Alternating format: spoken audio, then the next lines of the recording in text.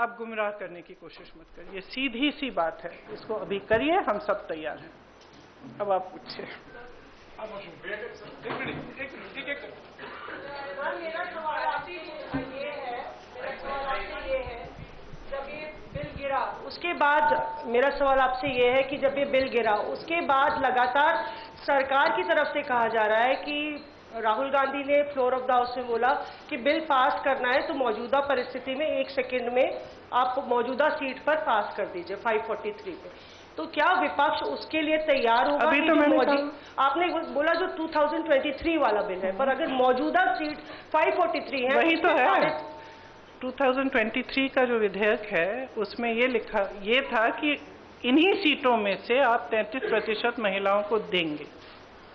Ma'am उसमें लिखा था कि सेंसस के बाद डिलिमिटेशन होगा, उसके बाद तय की जाएगी जो भी सीट होंगी उस पे 1/3 मिलेगा। तो यानी कि सीटें बढ़ती, पर नहीं, 543 में से ही था। तो उसके लिए आप लोग तैयार हैं? हाँ, बिल्कुल तैयार है। जी प्रियंका जी, दो दिनों तक हमने बहस देखी और अब क्रेडिट उधर से भी क्लेम किया जा रहा है, आप लोग भी दावा कर रहे हैं। नहीं, हम क्रेडिट का दावा नहीं कर रहे हैं। सवाल हम आपको इतिहास के बारे में बता रहे हैं। कांग्रेस पार्टी ने 1928 में शुरू की ये बात, और कांग्रेस पार्टी की ही ये बात थी जिस वजह से आज आज़ादी के पहले दिन से महिलाओं को भारत में वोट डालने का मौका मिला और अधिकार मिला। तो मैम सवाल ये था कि बीजेपी और एनडीए पूरे देश में अभियान चलाने जा रही है। आपने देखा कि कल शाम को प्रदर्शन हुए, देश भर में प्रदर्शन हमने देखा बीजेपी की तरफ से, और ये दिखाने की कोशिश है कि महिला विरोधी है कांग्रेस और इंडिया अलायंस। इसकी काट में आप लोगों की तरफ से क्या कोई अभियान चलाया जाएगा? क्या रणनीति होगी कांग्रेस की और इंडिया अलायंस की इसकी काट के लिए? जो बात आप अब कह रही है वो देश के आम लोगों तक कैसे ले जाएंगी? देखिए, जैसे मैंने कहा, देश की जनता जो है उसमें बहुत ही ज़्यादा विवेक है। अगर इनको अभियान करना है पूरे देश भर में, खुलकर करें।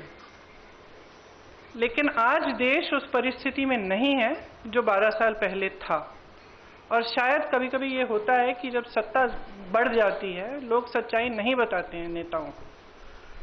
तो इस पूरे ये जो पूरा पिछले 2-3 दिनों में हुआ, इससे कुछ हद तक ये भी दिख रहा है कि ये समझ नहीं पा रहे हैं कि आज भारत बदल गया है। भारत की जनता देख रही है, समझ रही है कि मीडियाबाजी, पीआर बाजी, ये बड़े बड़े अभियान, इतना सारा पैसा डाला जाता है इसमें, ये चल नहीं रहा है।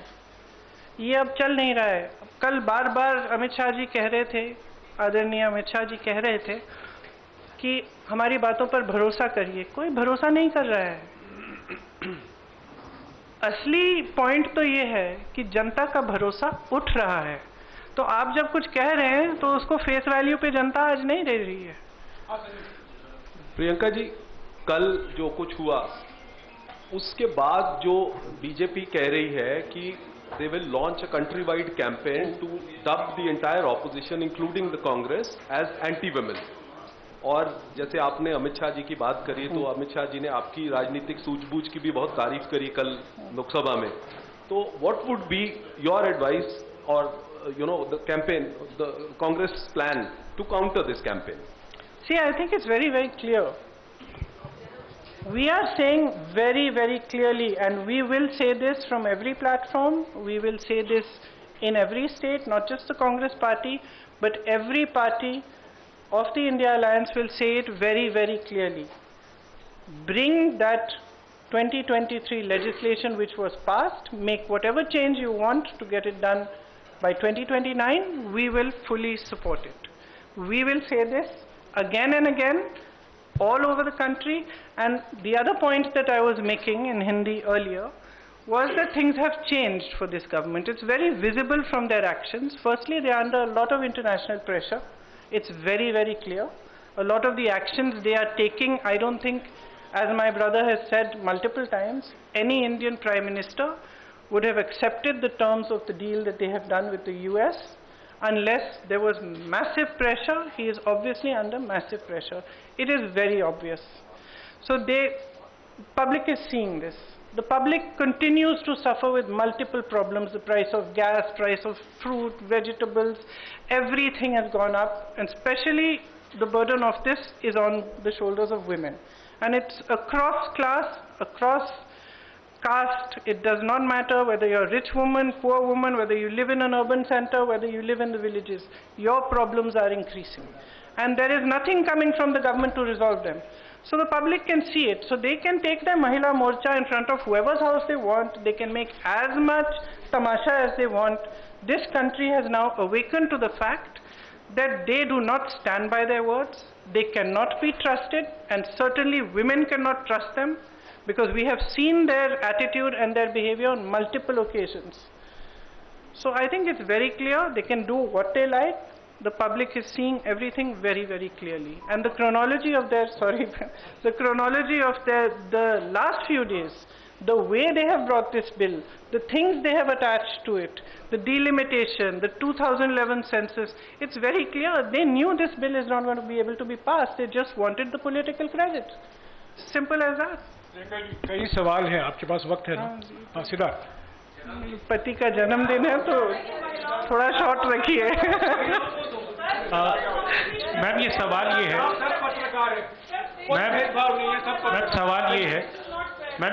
यहाँ पे विमेंस कर लेते हैं। Okay, after this one. Ma'am सवाल ये है कि आप लोग कह रहे थे कि ये वुमेन रिजर्वेशन बिल सिर्फ एक ढाल है, पीछे से मंसूबा डिलिमिटेशन पास कराना है।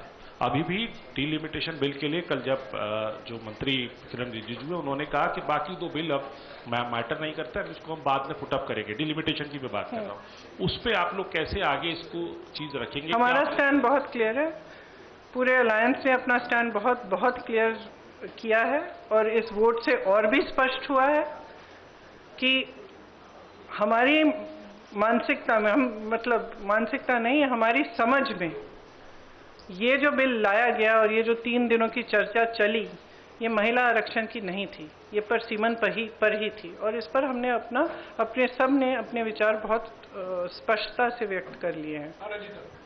अरे you said the OBC quota, I think almost every speaker from the opposition has referred to it. We are all saying that if there are women's reservations, just like there will be 1/3 reservations in the ST and the SC, there has to be a OBC reservation which is commensurate to the number. That's it. We are saying it again and again. Priyanka ji पूछ रहे हैं, कुछ पूछ रहे हैं। प्रियंका जी मेरा नाम, एक मिनट, इन्होंने शुरू कर लिया था। प्रियंका जी मेरा नाम पूनम है और मैं अमर उजाला से हूँ।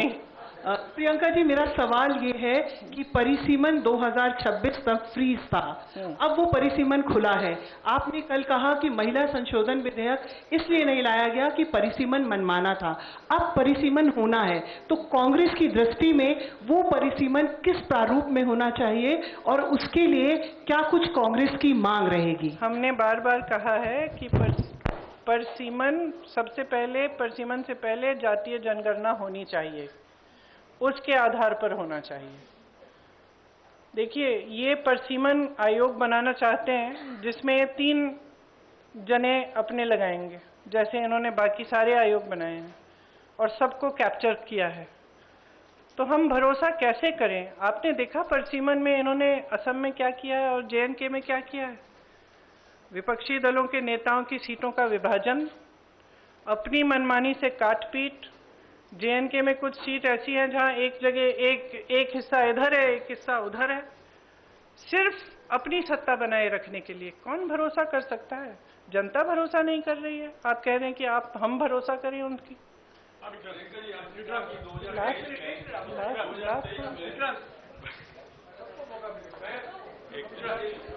प्रियंका जी, जिस तरीके से 1971 में इंदिरा गांधी जी ने सोचा था कि दक्षिण भारत उत्तर भारत में डिवाइड ना हो, इसलिए सीटें उन्होंने उतनी ही रखी। इवन 2001 में अटल बिहारी वाजपेयी ने भी यही सोचा कि दक्षिण भारत उत्तर भारत के बीच में डिवाइड ना हो, उन्होंने भी फ्रीज रखा। तो क्या आप सरकार से डिमांड करेंगे कि सीटें वो 543 ही रखे, आगे ना बढ़ाए, जैसा कि इंदिरा जी ने और अटल जी ने कहा? देखिए, जैसे इंदिरा जी और अटल जी ने कहा और किया, उस पे फ्रीज की वजह थी। हम ये सिंपल बात कह रहे हैं कि ये जो आप प्रोपोर्शन को बदलना चाहते हैं, ये जो आप कुछ प्रदेशों का वजन बढ़ाना चाहते हैं, जो छोटे प्रदेश हैं, जो साउथ के प्रदेश हैं, ये कहें कुछ भी, हम इनकी बातों पर भरोसा नहीं कर सकते।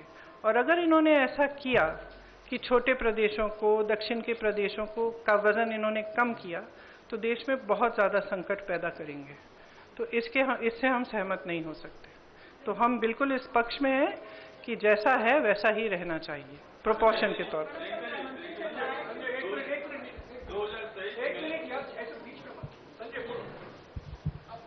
5 मिनट।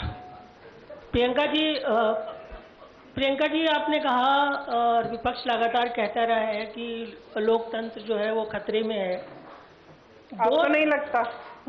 मैं आपसे सवाल कर रहा हूं कि 2 साल पहले विपक्ष की एकता दिखी थी संसद में, और 2 साल के बाद वो लगातार डवाडोल दिखी, इस बार फिर दिखी है।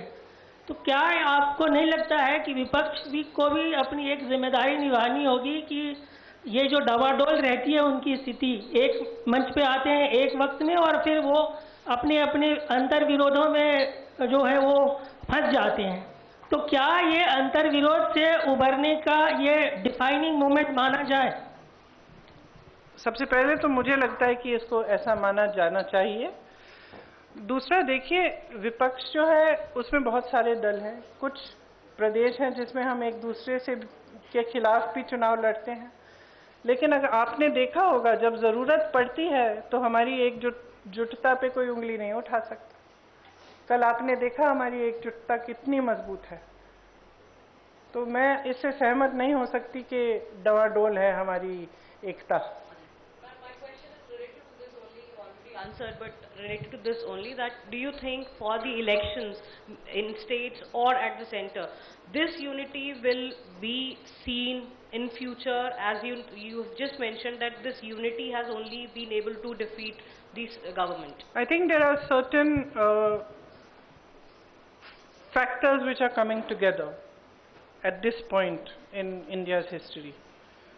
As I said, one is the international pressure on the government, which is very visible by the actions they are taking, which are not necessarily in the interest of the nation. In fact, many of them are not.